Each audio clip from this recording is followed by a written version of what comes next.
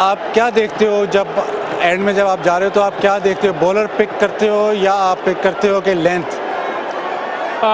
देखिए भाई, मैं सबसे पहले तो सिचुएशन देखता हूँ, डिमांड क्या है मैच की, ठीक है। उसके बाद बॉलिंग देखता हूँ, बॉलर के ओवर किस किस के रहते हैं। फिर जारी बात है कि आप थोड़ा दिमाग चलाते हो कि फील्डिंग देखते हो कि वो क्या बॉलिंग करेगा, तो यही चीज़ें सोचता हूँ जब बारी लेने जाता हूँ।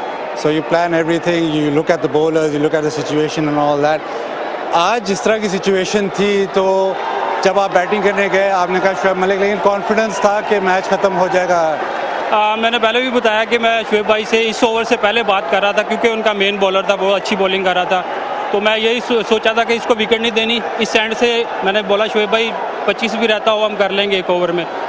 तो अल्हम्दुलिल्लाह यही टारगेट रखा था और पूरा भी हुआ है। So he's very confident that even 25 in the last over would have been done.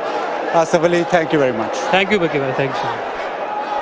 Demand क्या है मैच की, ठीक है। उसके बाद बॉलिंग देखता हूँ, बॉलर के ओवर किस किस के रहते हैं।